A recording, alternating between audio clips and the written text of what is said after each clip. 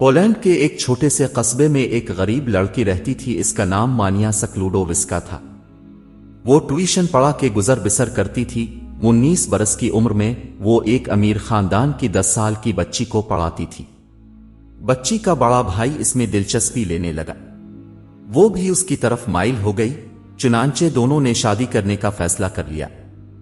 جب لڑکے کی ماں کو اس معاملے کا پتہ چلا تو اس نے آسمان سر پر اٹھا لیا۔ اس نے مانیا کو کان سے پکڑا اور پورچ میں لا کھڑا کیا۔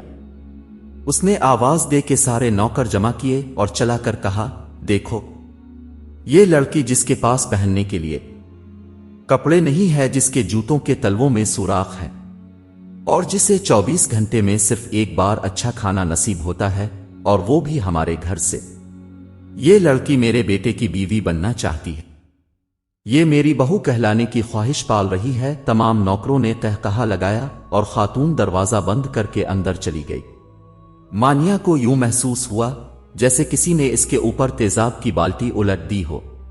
وہ توہین کے شدید احساس میں گرفتار ہو گئی، اور اس نے اسی پورچ میں کھڑے کھڑے فیصلہ کیا، وہ زندگی میں اتنی عزت، اتنی شہرت کمائے گی کہ پورا پولینڈ اس کے نام سے پہچانا جائے گا۔ 1891 میں وہ پولینڈ سے پیرس آئی۔ اس نے یونیورسٹی میں داخلہ لیا اور فزکس پڑھنا شروع کر دی۔ وہ دن میں 20 گھنٹے پڑھتی تھی۔ اس کے پاس پیسہ تھا نہیں، جو کچھ جمع پونجی تھی وہ اسی میں گزر بسر کرتی تھی۔ وہ روز صرف 1 شلنگ خرچ کرتی تھی، یعنی چند پیسے۔ اس کے کمرے میں بجلی، گیس اور کوئلوں کی انگیٹھی تک نہیں تھی۔ وہ برفیلے موسموں کی راتیں کپکپا کر گزارتی تھی۔ جب سردی برداشت سے باہر ہو جاتی تھی تو وہ اپنے سارے کپڑے نکالتی تھی، آدھے بستر پر بچھاتی تھی اور آدھے اپنے اوپر اوڑھ کے لیٹ جاتی تھی۔ پھر بھی گزارا نہ ہوتا تو وہ اپنی ساری کتابیں ہٹا کے اپنی کرسی تک اپنے اوپر گرا لیتی تھی۔ پورے 5 برس اس نے ڈبل روٹی کے سوکھے ٹکڑوں اور مکھن کے سوا کچھ نہ کھایا۔ نقاہت کا یہ عالم ہوتا تھا۔ وہ بستر پر بیٹھے بیٹھے بے ہوش ہو جاتی تھی، لیکن جب ہوش آتا تھا تو وہ اپنی بے ہوشی کو نیند قرار دے کر خود کو تسلی دیتی تھی۔ وہ ایک روز کلاس میں بے ہوش ہو گئی۔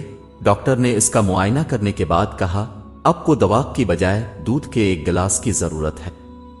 اس نے یونیورسٹی ہی میں پائری نام کے ایک سائنسدان سے شادی کر لی تھی۔ وہ سائنسدان بھی اسی کی طرح مفلوق الحال تھا۔ شادی کے وقت دونوں کا کل اثاثہ 2 سائیکل تھے۔ وہ غربت کے اسی عالم کے دوران پی ایچ ڈی تک پہنچ گئی۔ مانیا نے پی ایچ ڈی کے لیے بڑا دلچسپ موضوع چنا تھا۔ اس نے فیصلہ کیا وہ دنیا کو بتائے گی یورینیم سے روشنی کیوں نکلتی ہے۔ یہ ایک مشکل بلکہ ناممکن کام تھا، لیکن وہ اس پر جت گئی۔ تجربات کے دوران اس نے ایک ایسا عنصر دریافت کر لیا جو یورینیم کے مقابلے میں 20 لاکھ گنا زیادہ روشنی پیدا کرتا ہے، اور اس کی شعاعیں لکڑی، پتھر، تانبے اور لوہے غرض دنیا کی ہر چیز سے گزر جاتی ہیں۔ اس نے اس کا نام ریڈیم رکھا۔ یہ سائنس کی دنیا میں ایک بہت بڑا دھماکہ تھا۔ لوگوں نے ریڈیم کا ثبوت مانگا۔ مانیا اور پائری نے ایک خستہ حال احاطہ لیا جس کی چھت سلامت تھی اور نہ ہی فرش، اور وہ 4 برس تک اس احاطے میں لوہا پگھلاتی رہے۔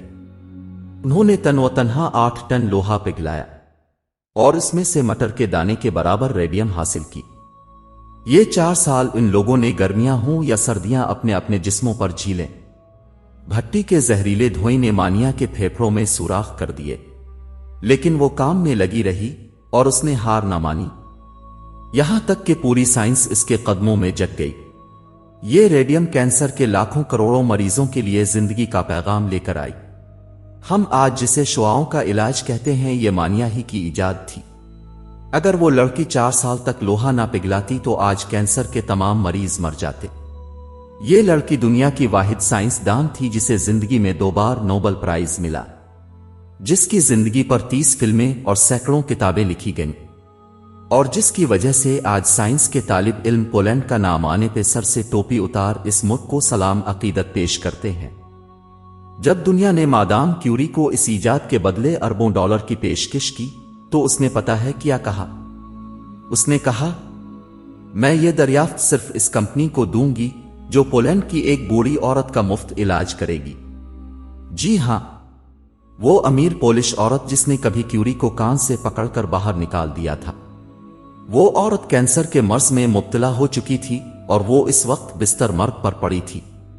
حاصل کلام، زندگی میں کبھی کسی کو کم مت سمجھنا، ہر کسی کو عزت دینا چاہیے۔